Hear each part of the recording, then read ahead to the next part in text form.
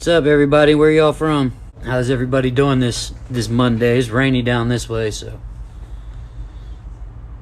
rainy and chilly. San Antonio? I've been to San Antonio.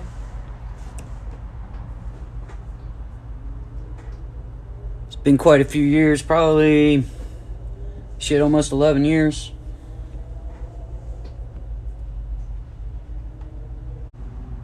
Well, thanks for the follow. What's going on, man? Where are you out of, Gray Man?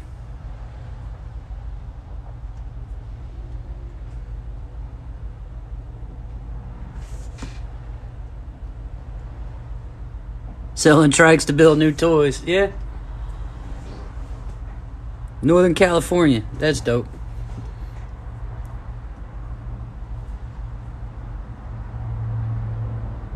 I ain't been to Northern Cal yet. I've been to Southern Cal and the fucking desert out there. Wherever Barstow is. Canada. Oh, Northern Canada. Oh, no, I definitely haven't been to Canada yet. I do, man. I do like some hunting and fishing. I'd like to take a trip up there and experience some of that one time.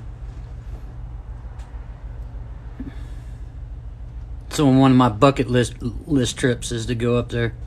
I just don't know where yet. I know I want to go to Alaska too.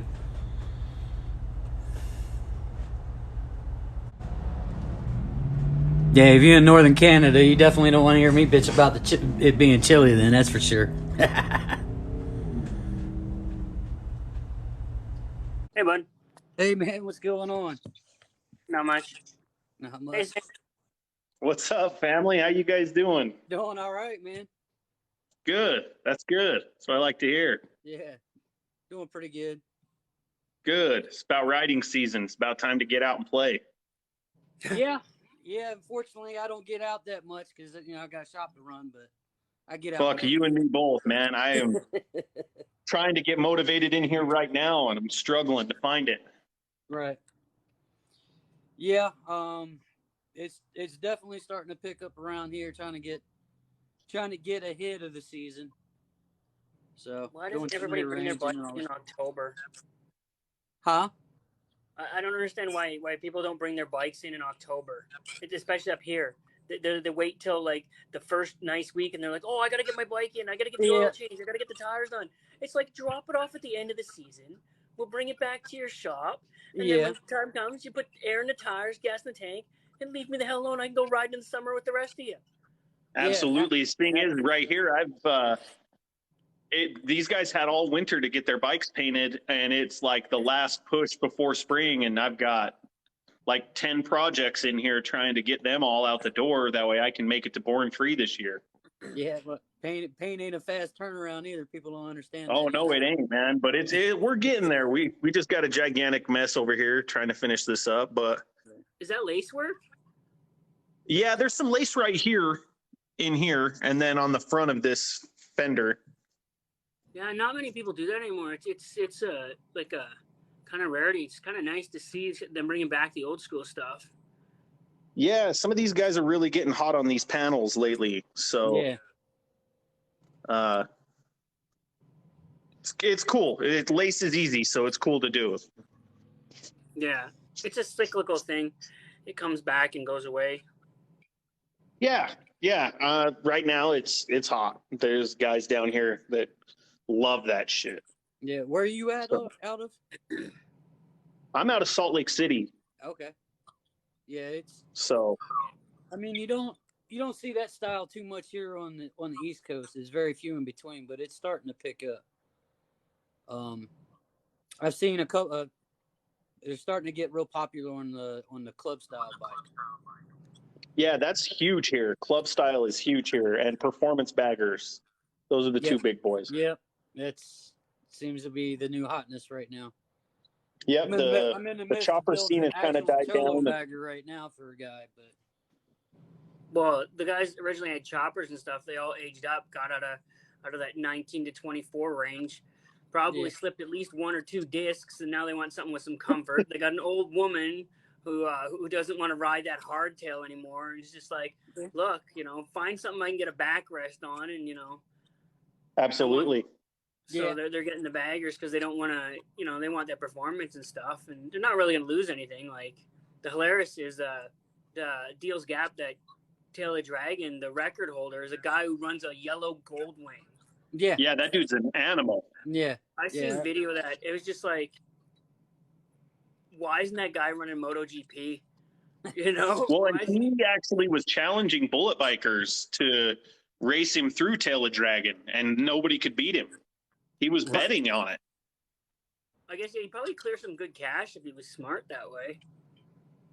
Yeah, I mean, if you know you've got that time and you can run that Goldwing like that, I mean, that's nuts. Those guys are crazy. Yeah, they absolutely.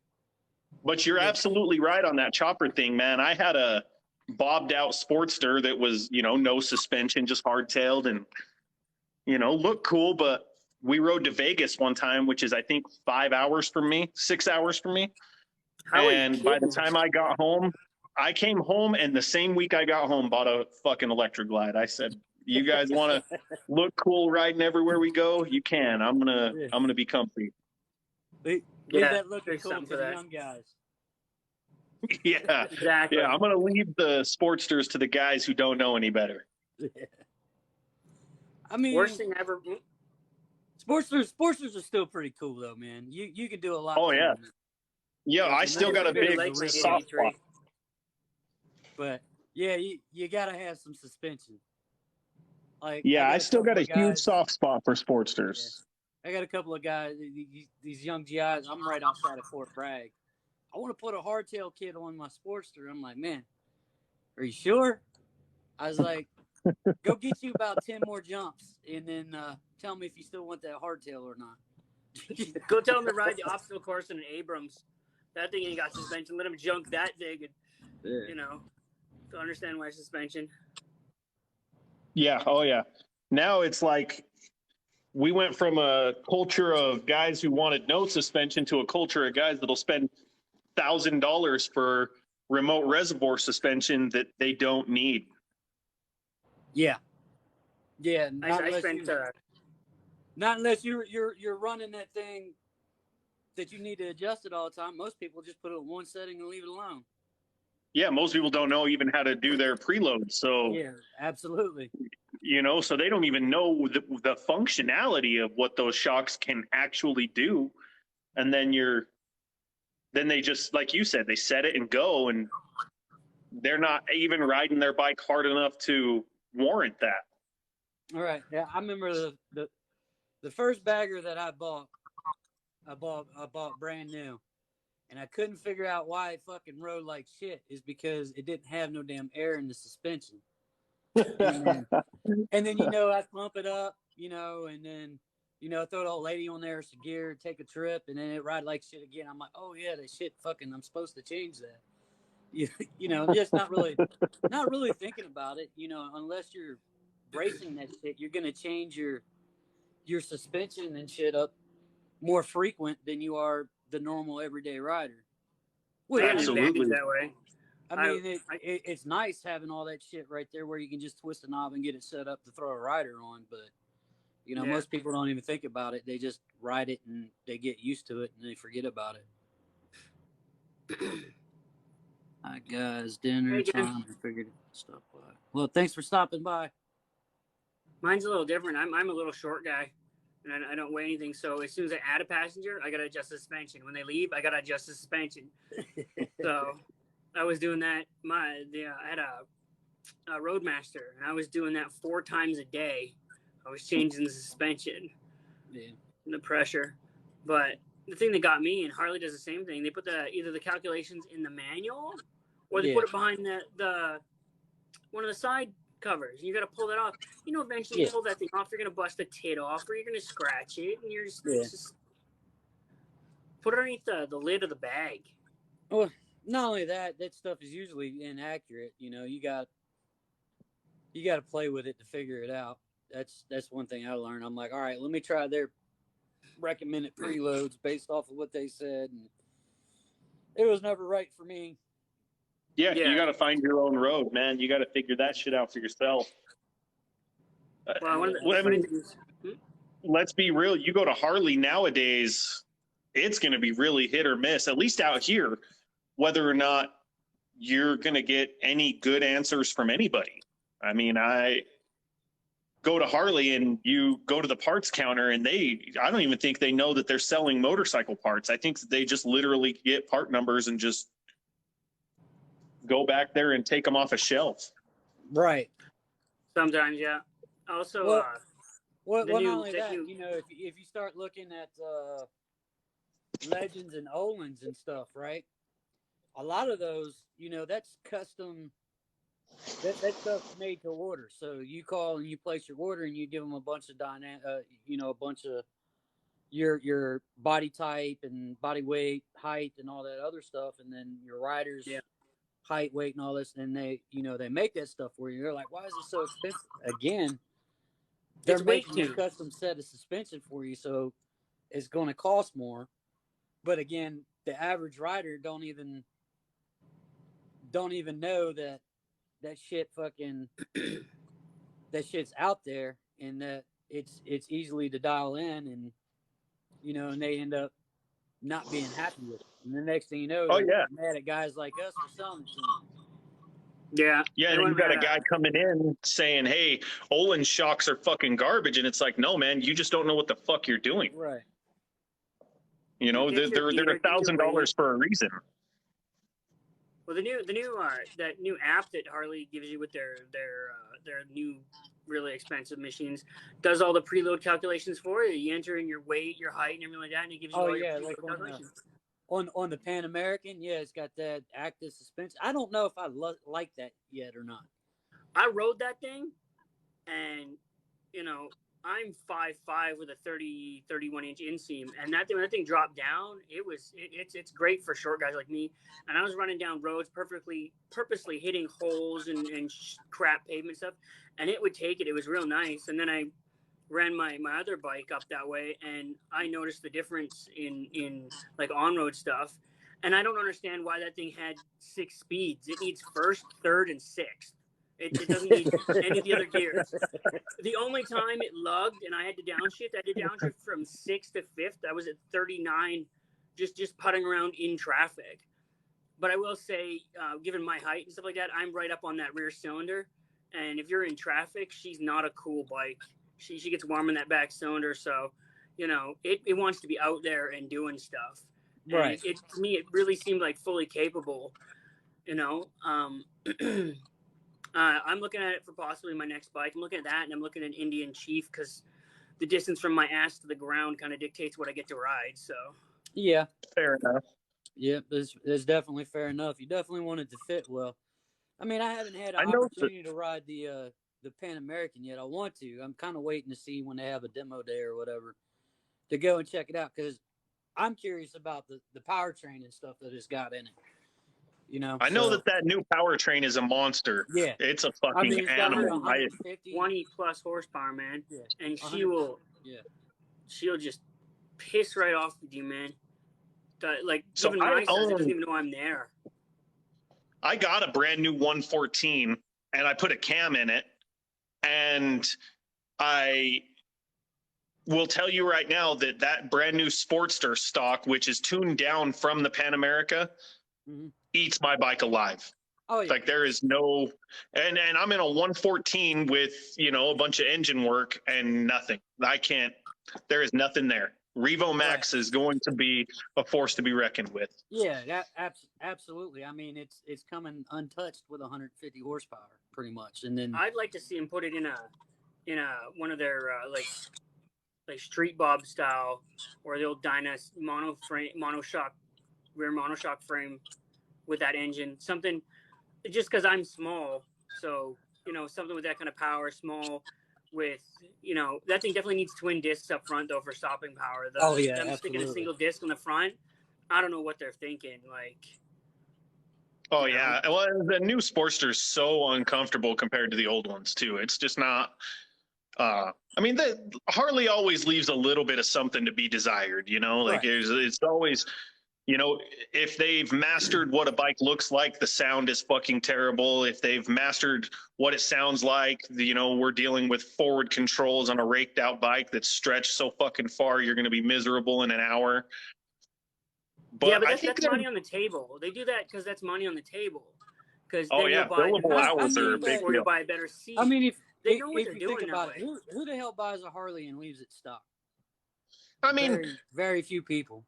You know, if you're a motorhead, there's nothing that you buy you leave stock. yeah, You know what I nothing. mean? If you buy a fucking car, you're going to do something to Yeah, it. you're gonna do something. You're gonna tint the windows. You're gonna put an exhaust on it. And I'm good with that. You know, there's Yeah. that individuality, and that's Right. you know, that's fun. But you know, just some of the decisions Harley makes are questionable. You know, you put out the Sport Glide, and you call it a Sport Glide, but it's got a single disc front end. It's got, you know, they only release it in the 107. You think that you would release that bike if it's going to be called something sport, that you're going to give it some of the sport parts that you have sitting around. Yeah, but that 107, the reason they do that is because when they punch that 107 up, it's a better engine to punch up. It's more dependable. And that's what they're hoping that guys are going to do. They're going to be like, oh, it's a 107. My buddy's got a 114. I'm going to punch that up to a 121 or 136, you know? Yeah. Give me something big and stuff like that. The thing that's retarded, did you see the bags are different sizes?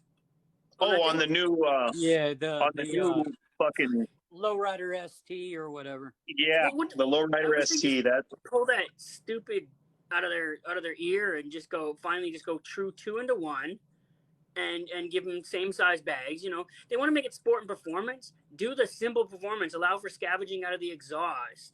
You know, exactly. Simple stuff you can do that looks good. Every Harley looks good with a true 2-into-1. You know, or you know, I don't know. Well, I mean, the thing is they're kind of probably counting on is that those are going to be sold to your Dynabro guys that are going to want a Bassani anyways, you know? So yeah, I mean, I think they're trying to get the undercrowded, and I'm glad to see that they're trying, but I don't think they're trying hard enough.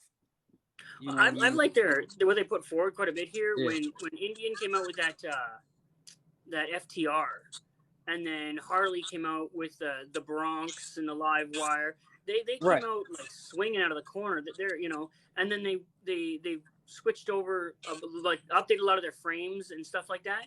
You know, and the new Rev Max engine. They're coming out swinging, which is nice. It's nice. Somebody's finally challenged them. It's got them nice. You know, they have the capability. They've had the capability since, you know, Eric Buell worked there. You know, and I don't mean like these Buell bikes. I mean like when they had their VR racing. Yeah, absolutely. And you know, you got me a request. Buell, hit the little double circles in the bottom left.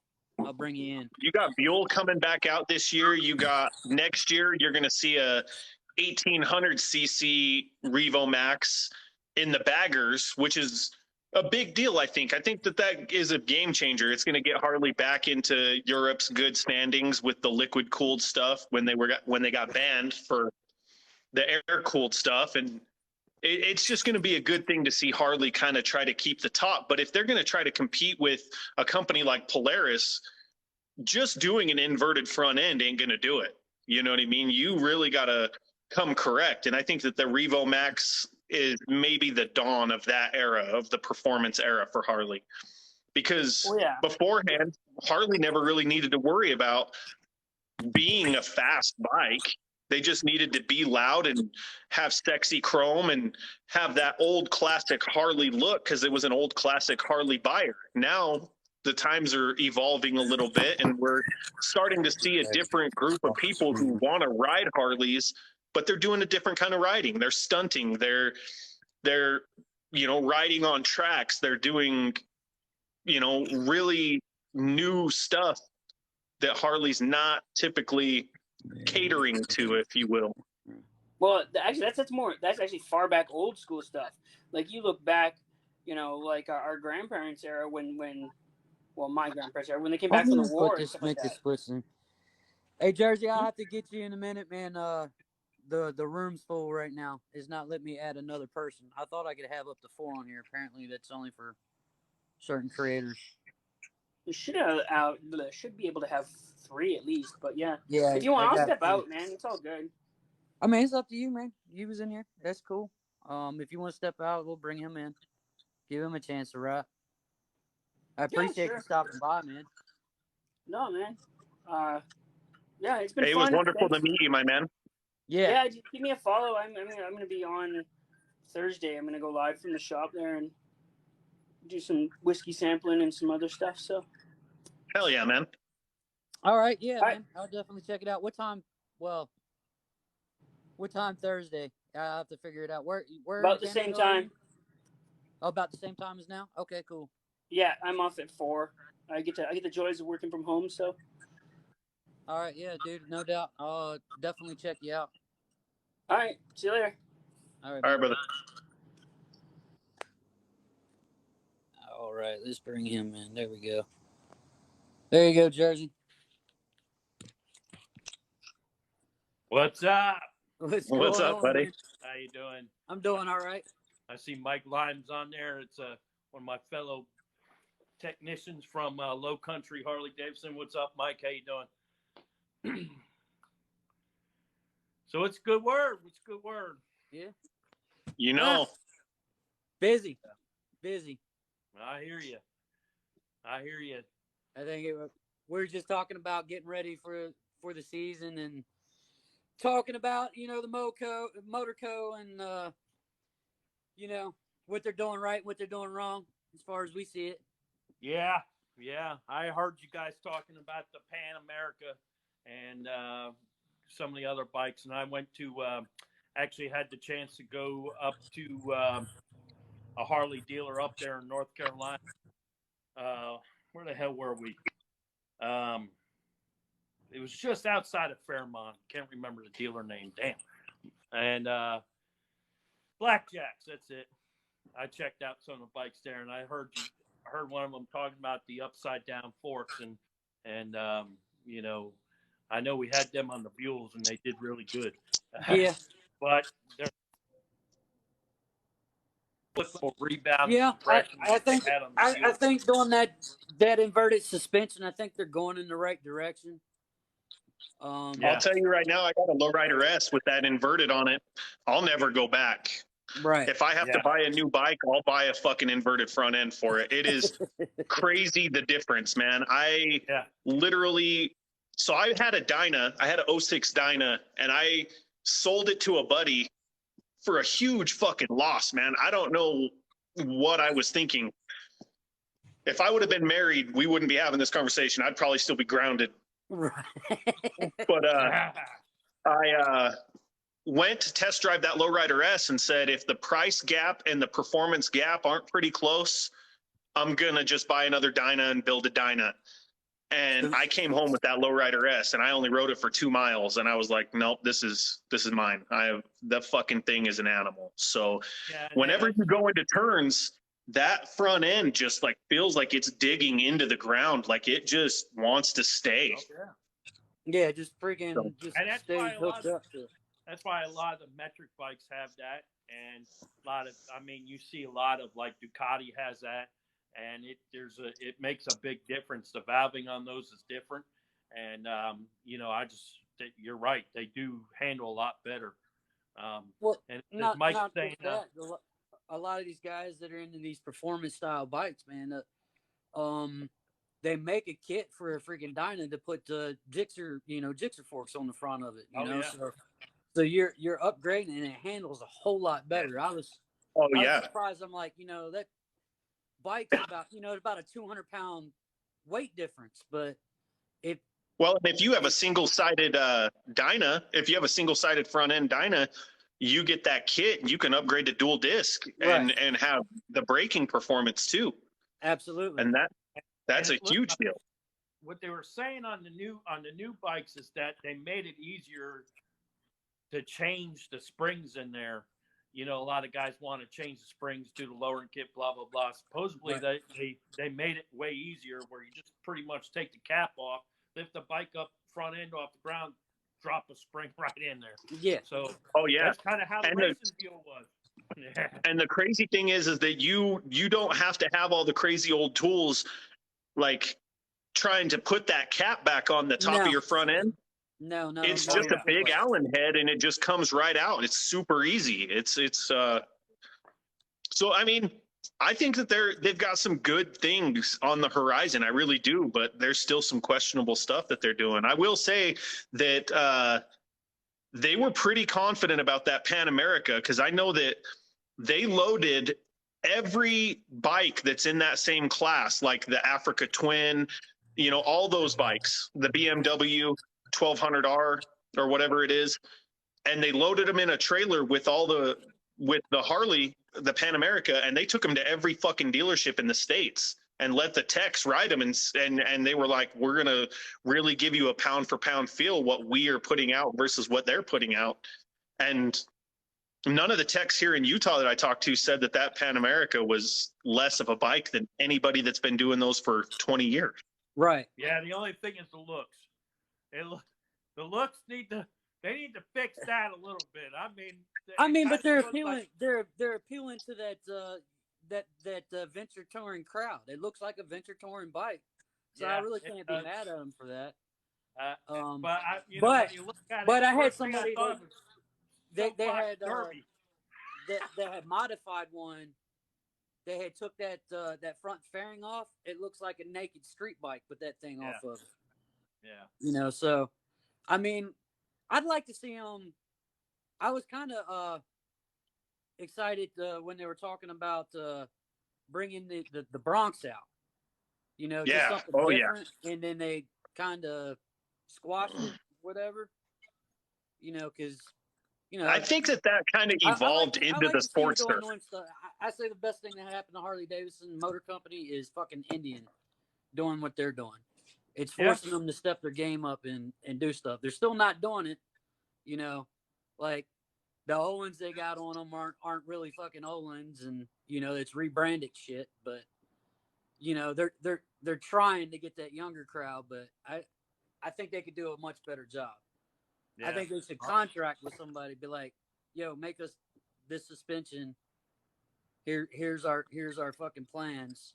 Well, I think that all Fucking starts make it. coming into play when they start doing this King of Bagger stuff. They learned a lot the first time they did King of Bagger, and Motorcycle's on. What's up, brother? What's That's up, the man Motorcycle? right there. And when they brought when the Harley Davidson started doing King of Bagger, I think that's when they really started learning some stuff, especially about the Indian.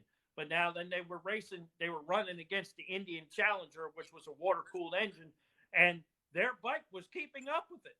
You know what I mean? Yeah, That air-cooled engine was absolutely. keeping But up. I mean, they need competition because they've been running without I mean, let's face it, Victory damn sure wasn't competition for them. Nobody wanted to. Yeah. Very, very few people liked them Jetson bikes. They ran great, but I mean, fuck, man, to do cams on them, you had to drop the fucking engine out of the frame because of the overhead frame, and to change the fucking airbox. You had to take the fucking engine out on the smaller soft hill dyno looking ones, the highball, whatever the fuck it is. Yeah. But I hate to be that guy, but you had Indian who, obviously we all know the history, 1901, but they weren't in fucking business since 1901. They've shut down numerous times, and we're not fighting Indian right now.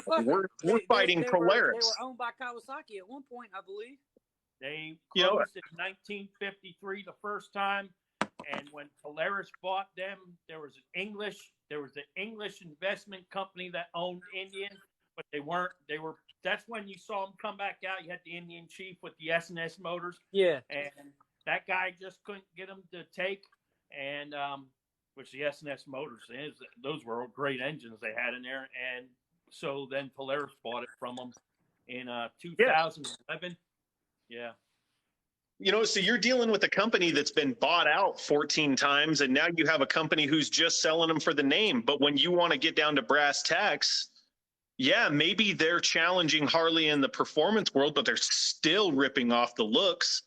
That Challenger versus the Road Glide is blatantly ripped off.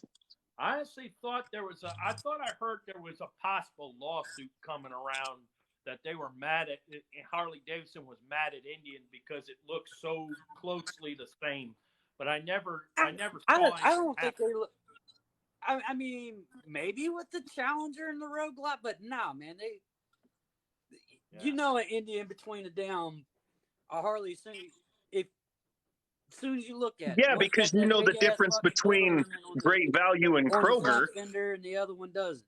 You know, so I mean, But if you look at, I don't know if you guys have ever seen Matt Laidlaw's video about this, but he goes through the course of Victory and Indian and showing the blatant ripoffs that they did. And some of them were within a year of each other. Like Harley did that Rushmore fairing with the vent on the front now. yeah, and then A the next year thing you know- later, fucking Indian has it, and it's like, okay, we get that you're doing some performance stuff, but you're still trying to keep up with the king, and you're Yeah, still true.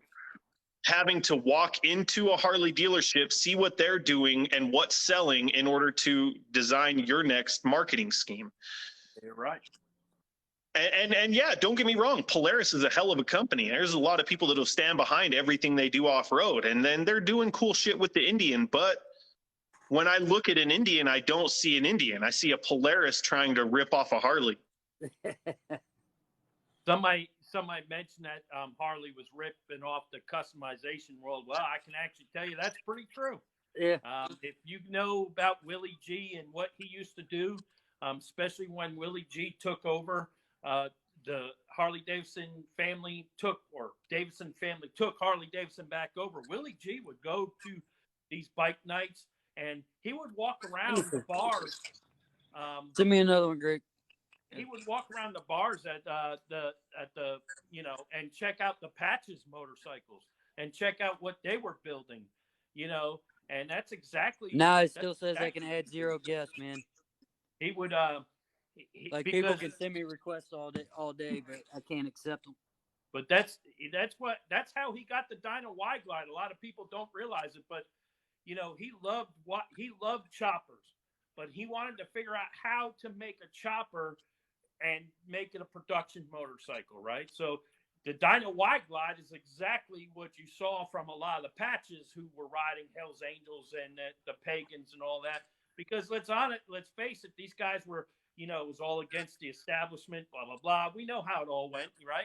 And Right. They would build motorcycles that were defined by how they perceived the motorcycle to be. And that's exactly what that, Billy. Oh, and absolutely. That was the birth of the club style back in the 80s.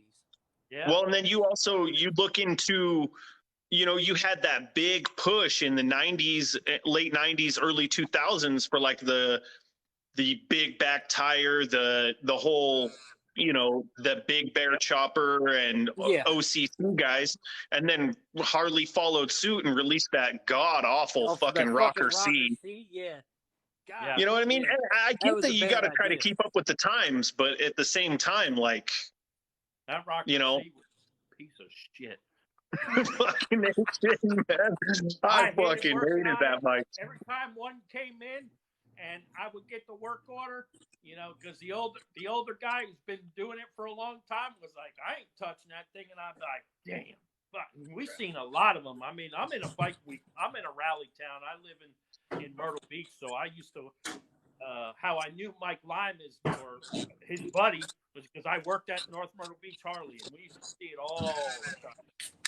And I hated it. Every time one came in, oh God, it was just, I mean, but that is testament to Harley is trying to pay attention. I mean, it is us on the streets that dictates what's hot, Right. yeah. It's the guys that show up to bike night and they have something that either no one's ever seen or outperforms everybody. And that's what kind of starts that wave. I mean, Club Style was probably just some asshole that bolted some parts that didn't go on his fucking bike. And he ended up, out there lane splitting, out there hitting the fucking lane lottery, splitting, Yeah. fucking the hills But of honestly, I think that California there's definitely something to be said about the direction they're heading.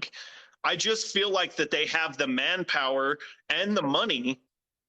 I mean, look at every dealership you go to right now. Here in Salt Lake, if you want a brand new bike, you are literally waiting 6 months. You are not getting a brand new bike off the showroom floor.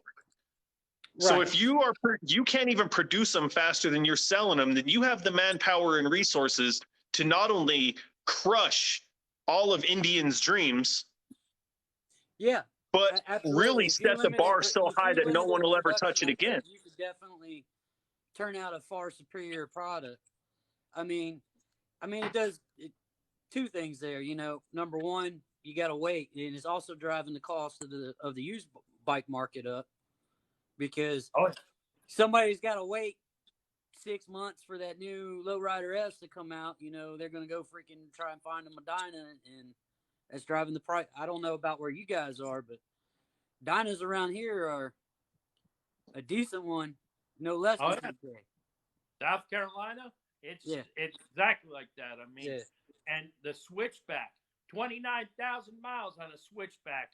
They're getting 11.5 for them. I mean, Oh you yeah, know, down at Harley right now, there's a 2010 Super Glide, and they want 13 grand for it. And I fucking about shit. I was like, you are out of your Yeah. fucking mind. They're in no way, but they're selling. I mean, the Dyna thing. I mean, they could probably mark those bikes to 20 grand, and some dumbass is going to go in there and buy it Oh, just yeah, because it's a absolutely. Dyna. yeah, and you look at you're looking at NADA Kelly Blue Book, and you know, in good condition, you know, they're like freaking $8,000, $9,000. Right. In great condition, they literally are like $13,000. Stephanie. You know, I mean, But you can mark them up that Yeah, yeah. far, I and mean- somebody will buy it. it's there. And I'll paint them And- all day, every day. You bring them in, I'll paint a Dyna all day, every day. They're super fast, super easy. You want lace on it? That's an extra $5,000. Yeah, You know, it's easy to somebody modify. said, here we go. I'm down. Somebody said, here we go with the Indian debate. And the only thing that I will say What is debate? with damn Polaris, they really screwed their people. I will say that right now. They really screwed their people when they pretty much flushed out Victory. When they brought the Indian in, they just snuffed out their own people, which is ridiculous. I was like, what? How'd you do that? Why'd you do that? You know, I mean, like, they bring Indian back, and then in January 9th, 2017, they announced to Forbes magazine and to the public, they said, we are no longer going to be building this motorcycle because it's no longer a profitable motorcycle after 18 years. Right. Absolutely. But if you look at it, a lot of them were just transferred over. Yeah. The dudes I know that had them and rode them and did stuff with them, you know, they liked them. But I mean, I could never. Me personally, I was like, man, that's a Jetsons mobile. I can't really get on that. But well, I always get Polaris. For some reason, I always get Polaris and Can-Am messed up. I always, you know, one of my videos, I said they're from Canada. And they look about the same, though. Crap, I had that wrong. And I'll admit The Victory wrong, damn near you know? looks like a fucking Can-Am. I mean, but, you know, I know Polaris, like, look, they got their UTV. There was an RZ making 181 horsepower on a side by side. What are you going to use that in the trails for? You know? I mean, they know motors, they know performance, but you would think that even then, I mean, I personally looked at that Challenger and said, I'm going to give this an honest look through.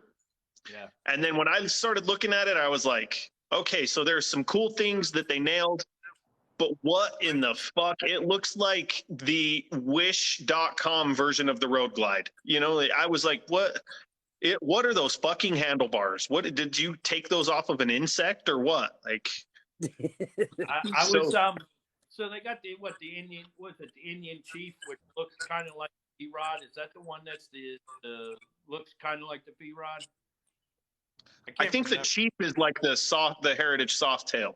And then there's the Chieftain or something like that. They got one that looks like almost like a V-Rod. Well, so what they the FTR, I think it's the FTR. Yeah, the Scout. That's it. Someone said the Scout. That's it. So I'll tell you how that motorcycle came about. My buddy used to work for Indian. He was a Harley tech. We used to work together at Costco Harley Davidson. God rest Richie's soul. He passed away, and but so Deacon, my buddy Deacon, who works at Pee Wee Cycles in New Jersey now, he used to work for Indian. And Indian had this big competition where they said to all their dealers, if you want to enter this competition, we want you to build a motorcycle, custom motorcycle from one of our chassis. It has to be our chassis, has to have our VIN number, and has to be everything Indian from the factory. But you can make it you can build it the way you want. But you still got to use our chassis and engine. So the guy who built that, I think, was out of Germany. He got first place. My buddy Deacon, what he did was he took a Scout and turned it into a reverse trike. And he built the whole front end himself. He basically used a Can-Am Spider front end. But they were so impressed with that, they almost built that motorcycle, a reverse trike. Well, it's funny because then I found out later, you go to the Harley Davidson Museum. How many of you knew that Harley Davidson actually had a reverse trike? Oh yeah, and it wasn't practical.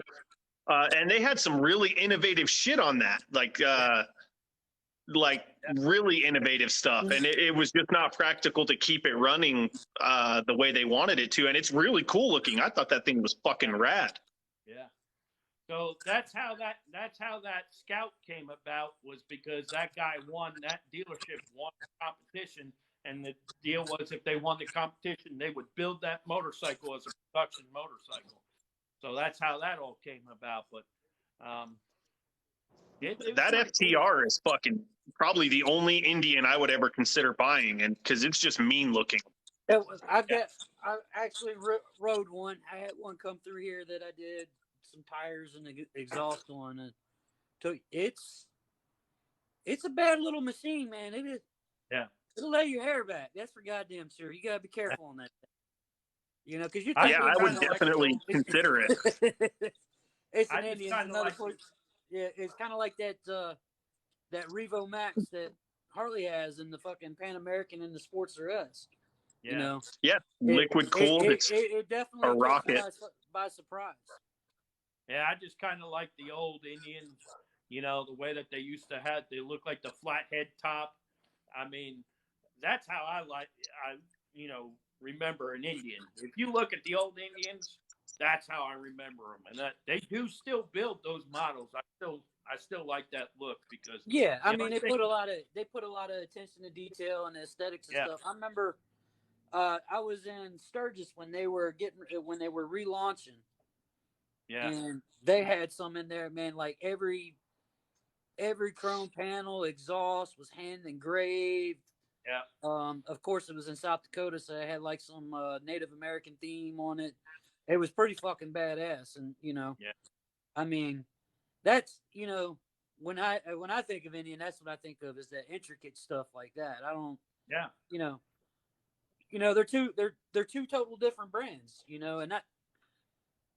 When Indian was Indian, just one. It was an Indian, It was. There was a lot of sad people in 1953 when they closed it down, but Indian actually had a 4-cylinder engine. They were basically following the Henderson. You all know Henderson went out in 37, and they had their 4-cylinder, but they also had an 8-cylinder, I believe, on the Henderson, and it was, they used to use those for police bikes back in the day, from 1927 all the way up till it finally went out in 37. So, but I'm into fixing them. I've worked on them for many years, but I'm also all about the history, man. Yeah. No, and I think that's part of the cool thing that we're seeing right now with that King of Baggers, is that it's the kind of a rebirth between the actual feud between Indy and Harley. Absolutely. At the end of the day, who gives a fuck who's on the podium? We're really seeing history being made again from the old race days back in the day when they were single cylinder bikes, and this was a real feud. And I think that's pretty cool to be able to live through this era that, I don't know, I think that a lot of people are excited about it, but also makes me wonder how many of them are really, really interested to see like where it leads. I mean, this is the dawn, and we just barely started this bagger racing league, a couple years ago.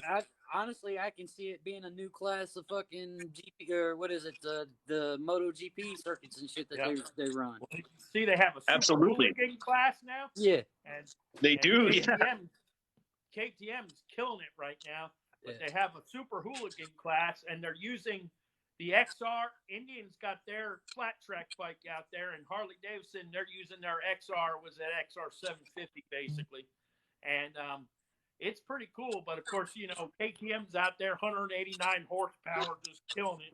Yeah. And it's just cool to be part of that. It's just, I have a buddy who owns Tucker Racing or Tucker Speed Racing up here in Ogden, Utah, and he's on the Bagger Racing League. And it's just really cool to just be behind that. I got guys that I sponsor 2 riders that are supposed to be on the Bell Brawl Tour next year. Mm-hmm. And they better not fuck their bikes up too much because they'll put me out of business. But, it's just, I feel like ever since I was a little kid, I wanted to make a name for myself in motorcycle culture. Yeah, and absolutely. So do I, man. Yeah, and I don't need to be the next Paul Yaffe or, Arlen Ness. I don't need that. Just as long as somebody somewhere gets excited if they see something that they recognize. That would be fucking cool to have. And I think that these guys are helping me with that, Yeah, he got something. Motorcycle.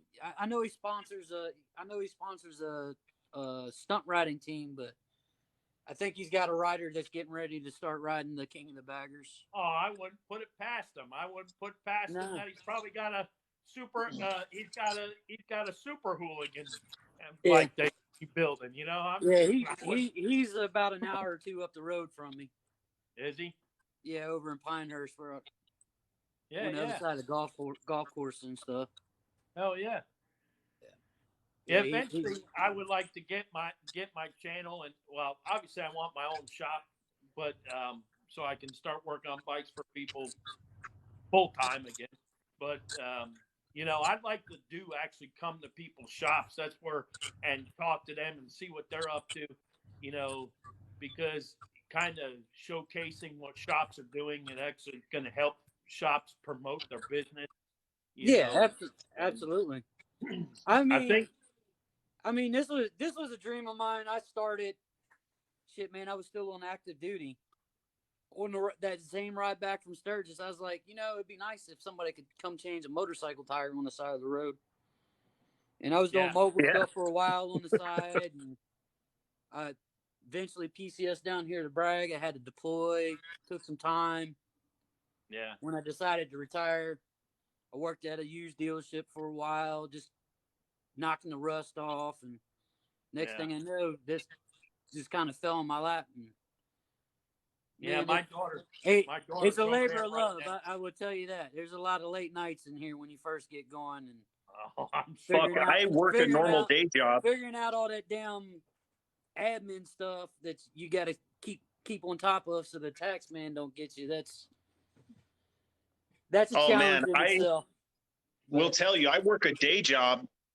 Every day I cut down trees, and then as soon as I'm done cutting down trees, I'm in the garage. And this shit kind of started for me out of nowhere, where I didn't think it was going to be. We were originally going to try to start like an aftermarket parts company. We bought a CNC and some stuff, and then I realized if you can't even work a cell phone, you can't fucking work a CNC machine. Let's just be real. You need a computer, you get to program it. Yeah, so I actually was getting quotes to get my bike painted. I don't know if you guys have ever heard of Lumalore, but it's a paint that lights up with a switch. Like you hit a switch and it turns on. And I wanted to get my bike painted like that with that. And then I was going to have a painter who is a very big name paint my bike. And it was like a $9,000 ticket in the end. And I was like, fuck you, I'll learn to do it myself. Well, then I was like, well, now you know why maybe not. He was charging you that much, right? Yeah. Fuck yeah. So now, like, I was like, I just learned myself, but my bike was already pretty. So I was like, yeah, fuck it. We'll just leave it. Yeah. And then I went to a car show and my buddy had his Dyna in there and he let somebody airbrush it and it looked like shit, man. It was garbage. And I just told him, I was like, why'd you let this fucking dude airbrush your bike, man? It looks like a little kid did it. And he's like, you can't paint that good. And I told him, motherfucker, I can paint that good with spray paint first try.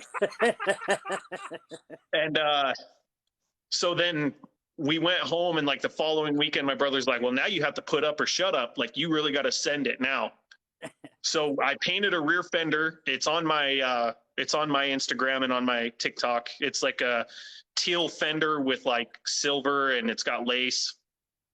And then after that, every friend I had was like, well, now you're painting my bike. Well, now you're painting my bike. And after I fucked up about 12 of those and started upgrading equipment, and now it's like a full blown thing, man. I just bought a bunch of shit to start a motorcycle detailing chemical company. So I'll have like a quick speed wash and like, you know, soaps and all that shit under the St. Diablo name. And I'm hoping to be in a spot pretty soon here where I can actually move into a shop that's got a big, nice paint booth. And right now I pay $100 a month to just paint out of this garage right here. It's just a 2-car garage, but it does the job. I mean, as you guys can Hey, see. something you might want to look at too, because I follow like on YouTube, I followed a lot of car guys.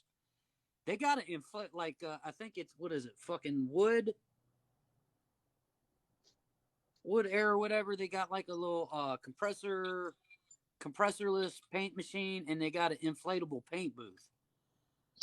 Yeah, and I had an inflatable paint booth for a little while, but it's just, even in a 2-car garage, it's so cumbersome. It's just, there's no way to really set it up. Well, like this one, you could like actually set up outside, and it's weatherproof. It's inflatable while you're running it. So I'm in an apartment complex right now. If I were to set it up outside, I wouldn't be able to leave all the parts until the next day. So I sold that. But I think we're really close. I think that before too long here, I've been looking at them. They're just barely out of my price range. As long as I total my car and get rid of my car payment, we'll be in the range to actually move into a shop. I tell you what, one thing I do recommend, because you know when I started, I was running my shit out of my garage and shit too. Getting a commercial, trying to find a commercial building to operate out, having a commercial address, it opens up a lot of opportunities, because a lot of these dealers, like these big dealers like Drag and S&S, you got to have a commercial address for them to ship stuff to. Even though you got it listed as a business, you got all the insurance, you got storefront and everything available.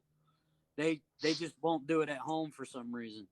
Because I was like, well, I'm mobile. I got a trailer. I can set up a little freaking mobile storefront in the trailer. Yeah, they haven't come on to that stuff yet. Yeah, I work a full-time job as well. I'm a mechanic at a landscape company right now. I left Harley Davidson because I was working there. I thought I was sick of it, and then. Yeah, that was a stupid idea. Yeah, I wasn't sick of it. I just was, needed a break from rallies, because there's literally, the beach is awesome, man. Down here, yeah, you got Bike Week May, you got Bike Week October, you got Memorial Bike Week. Right. I mean, there's always something going on. And then the dealership has something going on every weekend. Oh, man. And listen, Bike Week, you are pounding it, man. You need to move, because if you don't, they fire you real fast. Yeah, I'm actually headed out your direction probably middle of summer. My brother lives in South Carolina, and he wants me to come out and paint like 5 different jet skis and just go nuts on them. So I think I'm going to be out your way pretty soon. I'm pretty excited about it. Yeah, they need good painters here at the beach. We're a tourist town, right? We're a tourist town. We got fly-by-night people all the time. We get fly-by-night mechanics in here, and I get, my real name's Jeff. I always get called Jeff. Jeff, listen, man, I had this guy work on my bike. I don't know what happened, but it's not right. And, I'll go look at it and I'll go, what the hell is this? And it's some guy said, oh, yeah, I can work on motorcycles. And, man, he destroys their bike. I've seen it so many times working at aftermarket shops, working in this garage here. I mean, this bike I bought for $2,500 from the man. Yep. And this bike here, the guy let it sit for 3.5 years. And so he's like, Jeff, I need you to help. Okay. We put it on I start working on it. I start putting money into it. He's like, man, I got another bike and I got that one running. I really don't want to put money into it. And I said, well, what do you want to do? Sell it? Yeah. Long story short, he didn't want me to bring it back to his house because he says, well, it'll just sit there. I said, well, why don't you sell it to your house? Well, you're at the beach, so it's easier. He's in Galpin Ferry. He's like, oh, it's easier for you to sell it here. So finally, I just said, dude, I got all this money, time in this. Why don't you just sell me this bike for like $2,500 and we'll call it even. It's worth more than that. Right. Hell yeah, I was just going to say, take it to Harley and trade it in for 10 right now. Yeah, I knew what it was worth. And he goes, oh, all right. And he sold it to me for $2,500. So, and the only thing I got now is I got gas in it, clean carburetor. I got to do the front end, but my my cam position sensor, it's all, leaking silicone. So I already know that's bad. So we got to replace that. We're going to put a kind of in there. So Leaking silicone. Somebody's already been in there. yeah. Somebody's already been in there and realized that they needed to seal this thing up. Yeah. Well, they Oh man, I love that stuff, man. I get there, I'm like, yeah. there's fucking RTV all over this motherfucker. What did you do? No, Hey, man, they I'm like, really? You they can tell- still smell it. It's new. Yeah.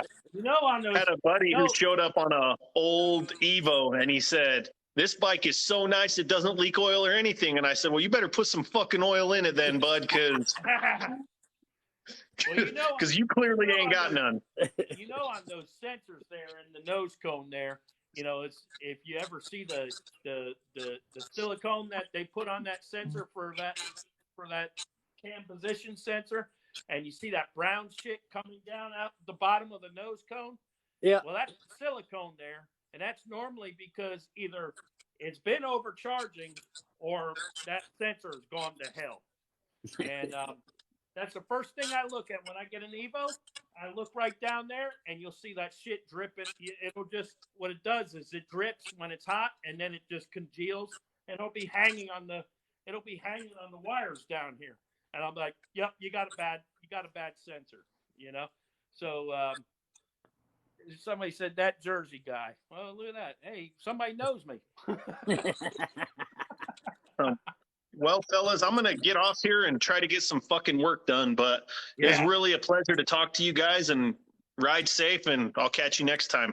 All right, man. Appreciate you stopping by. All right, family. Wonder who that is. That Jersey guy. Oh, what the hell? Oh, that's my buddy Steve. Oh. What's up, bro? Yeah, so, man, that's right. With this bike here, I mean, he's got those big-ass 8 hangers on there. I was like, damn. I mean, I really got something going on here. Yeah. So, we'll get her going here soon. I got to try to get her done this weekend so I can ride, but it's been cold as hell, and I haven't wanted to get out on a motorcycle. It's been I mean, it's been back and forth up here. Today it's cold and rainy, and tomorrow it's supposed to be mid-60s. So yeah, we'll see what happens. Yep. I'm always down for a man. good ride, but I don't like being wet anymore. I don't like. When we're at the dealership, they make you ride on everything, especially in New Jersey. So, you got to test ride everything, right? So, you put tires on it. You get the damn polar bear guys bring their motorcycle into the dealership. And then, I want tires on it. I'm going to Alaska. I'm like, it's 20 below right now. And I put tires on it. And then my boss is like, dude, you got to ride that thing. And I'm like, shit. All right, I got one. Great, man. So I had we don't get a whole lot of snow down here, man. So when we get a dusting, it's a state of emergency. Yeah. That's too cold for us down here. We get a snowflake, the whole place, especially at the beach, cats and dogs start living together in harmony. The dead rise from the grave. People start seeing Michael Jackson walking around. Can't get bread, milk, or eggs for 2 weeks. Yeah, bread, and the milk, shit's and gone eggs. by lunchtime. Yes. Yes. No water. You walk into the grocery store, you're like, what the hell? Yeah. Yeah, he's in Canada, so he's giving a shit for bitching about it being cold. We have one damn plow truck in all of Horry County. I'm pretty sure. So they usually get they usually get the plow guys from like way up there in like the mountains of North Carolina to come down here and help us because and the only thing they put down is beet juice down here. That's all they do on our roads. So I'll bring you back in, Greg Machine.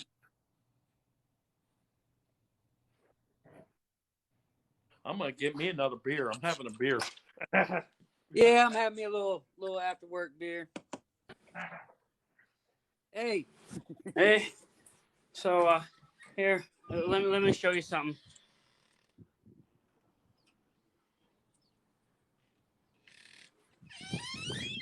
Yeah, man, you keep that up there. I spent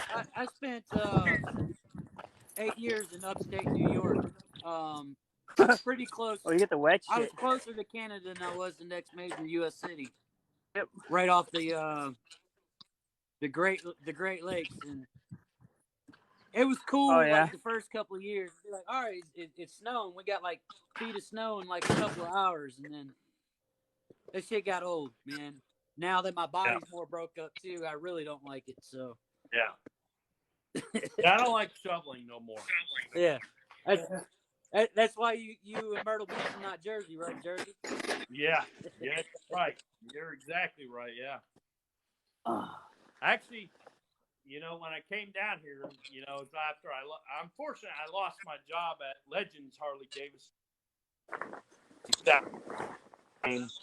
I was at one of 9 dealerships that went out, and out of all dealerships that went out, which I could not believe, Bobby Tremonton closed Tremonton Harley Davidson, and Steve, my buddy who's on here, used to work for Tremonton. I could not believe that. But, Legends was one of 7. We had 37 car dealers close their doors that year. So that's how I ended up down here. I just started applying all over the place at Harley. There was no one hiring. So. All right, I got a question here. Thinking of investing in a shop press. Y'all use a 12 or 20 ton? I got a 20 ton. Might be for the price overkill. difference. I'd go with the 20 ton because you always end up with that 12 ton. You always end up with that one piece that you can't get enough oomph into. Yep. So I'd go with the 20, and it's what, a couple $100 the difference usually. Mm-hmm. Nothing really too big. Believe it or not, check this out. The Harbor you want to see Freight crazy one is with really good. Yeah. Believe it or not, the Harbor Freight one does work really, really good. That's what they're doing. The thing is with those Harbor Freight ones, they're what they call third run. So the first run is for the actual customer that's coming out of China. The second run is for the management. They sell them wherever. And the third run's for the staff. So basically they're or third run or third shift.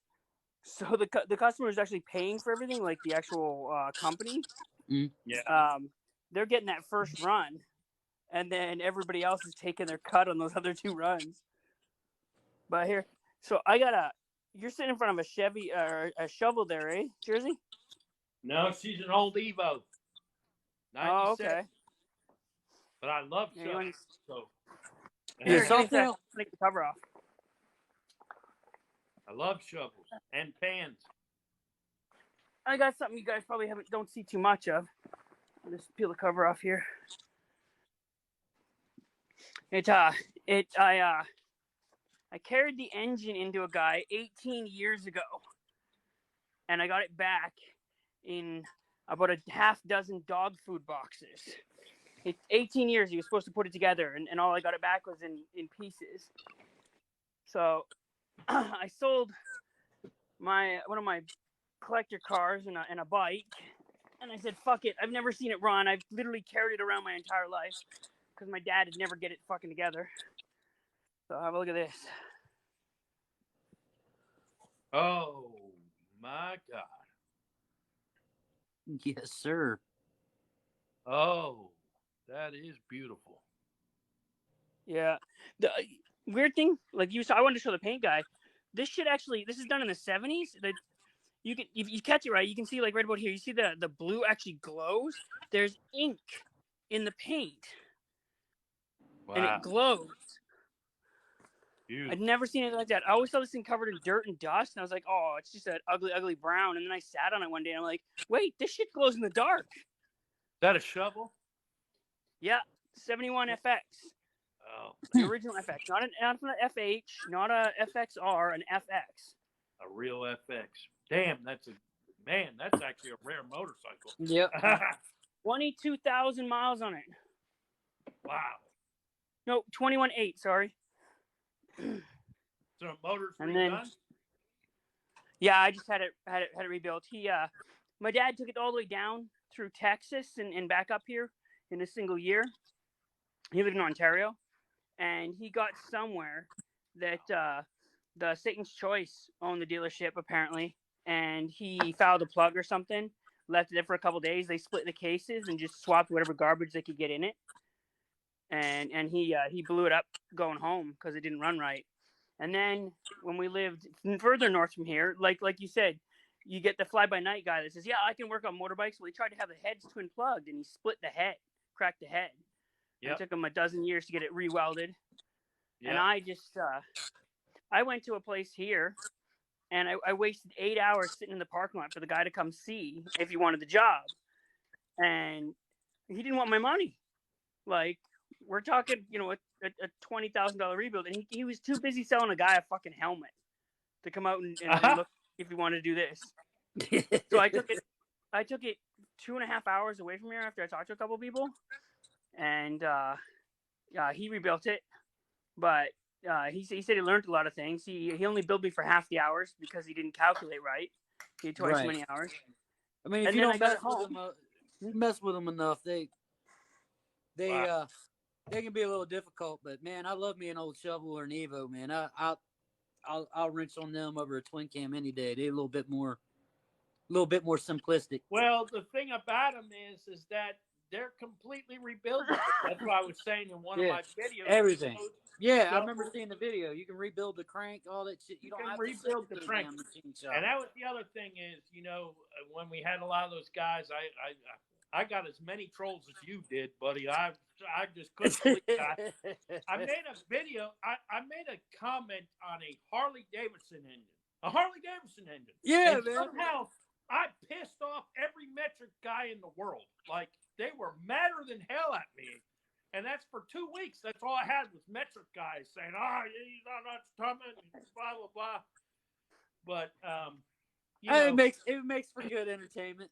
oh, yeah. And I just kept telling people mad at me. They were like, man, why you keep talking to these people? I'm like, guys, it's content. It's easy. Right. I'm trying to grow my channel, man. Yeah. People like to But- banter every now and again. It's I always had good one fun. guy- I had I one mean, guy fight. I think they do it because they want a reaction out of you. So why not Oh, give yeah. them a reaction? I had one guy fighting me about it's not a crankshaft or it's not a flywheel, it's a crankshaft. And I'm like, no, it's a flywheel assembly. It's a flywheel. No, it's a it's not. motorcycle. It's a It's flywheel. a flywheel. And I said, if you look in the Harley Davidson book, parts book, that's what it is. It's a flywheel assembly. It'll say flywheel crankshaft assembly. That's exactly what it is. I have the Because- parts book for this thing. That's exactly what it bloody well says. Yeah, because it, the I have the shafts original- on there. If there's anyone watching, the shafts on these guys know, but those two shafts on the end of the flywheel are not called crankshaft.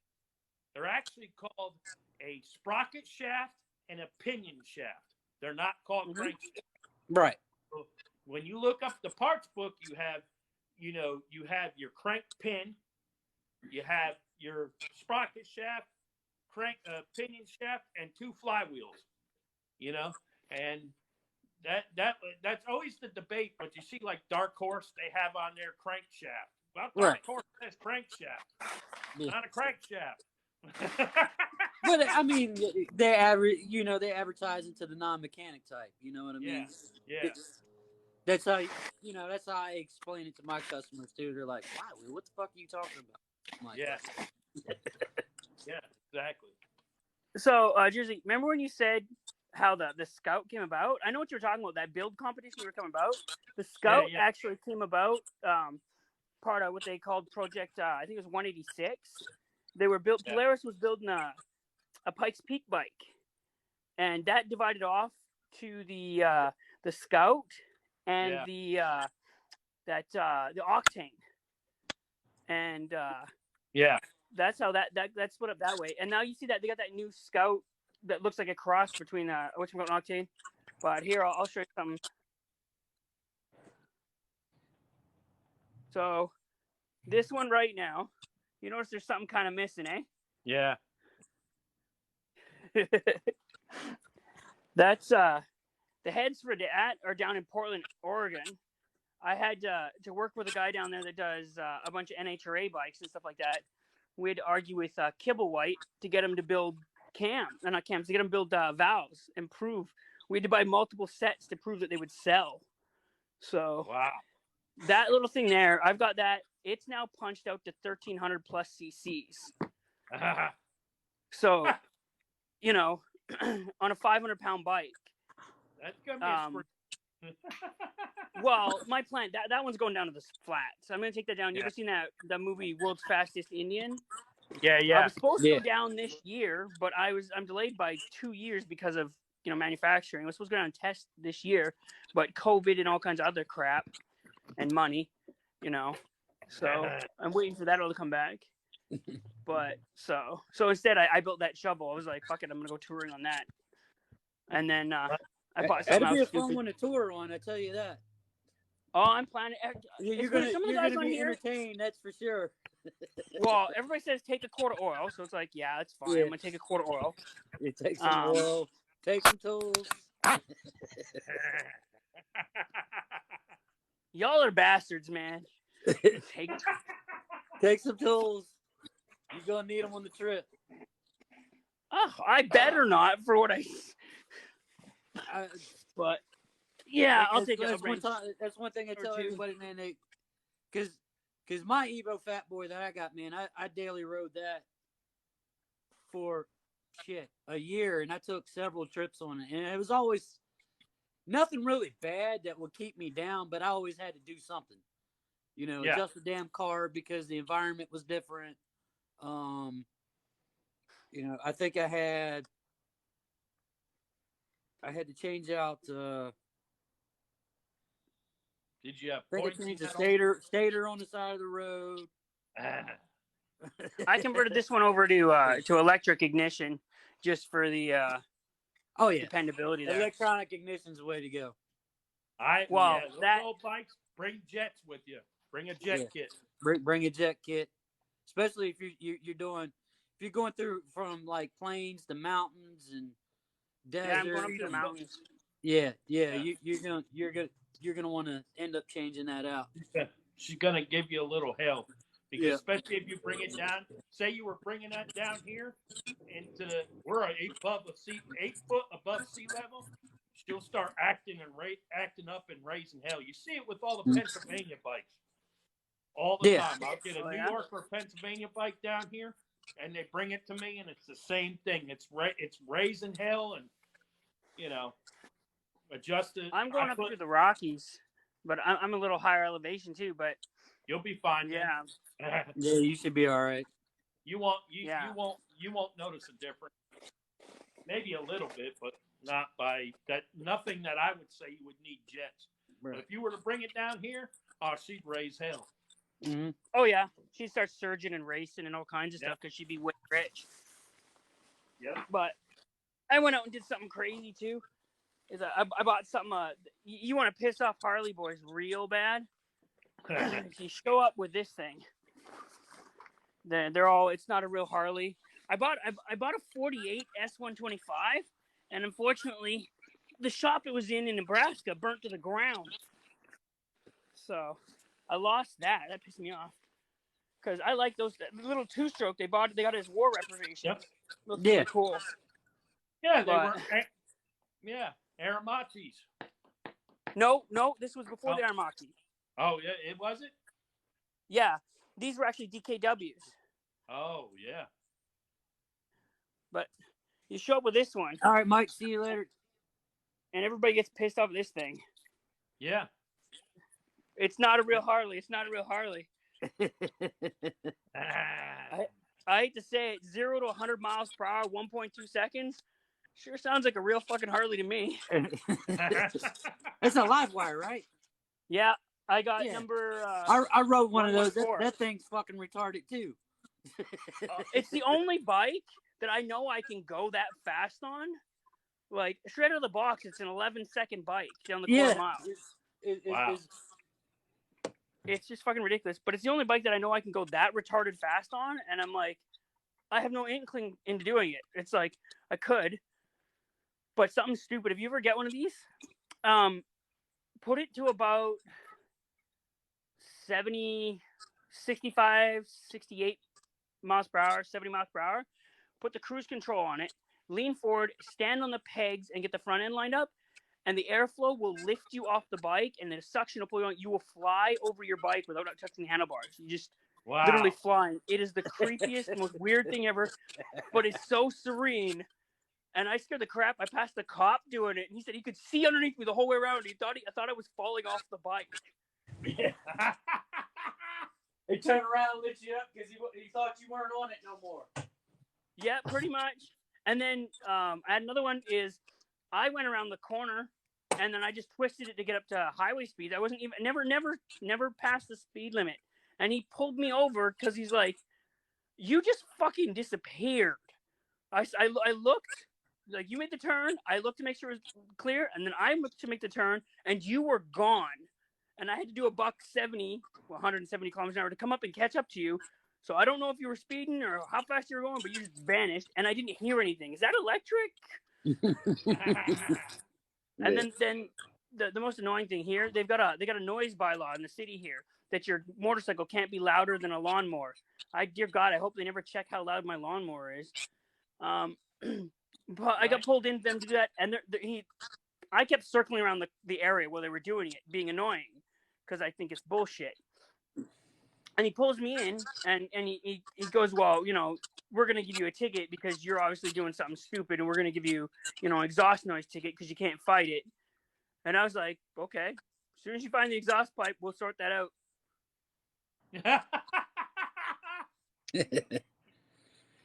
Alrighty, guys. Well, I gotta get going. I gotta get to the house to get some dinner in me. All right. All right, man. sounds good. Swing All by right, my guys. live on Thursday there, and I'll show you some of the whiskeys I make. All right. I appreciate it, guys. All right. You're awesome. Great talking Bye. to y'all. Take it easy.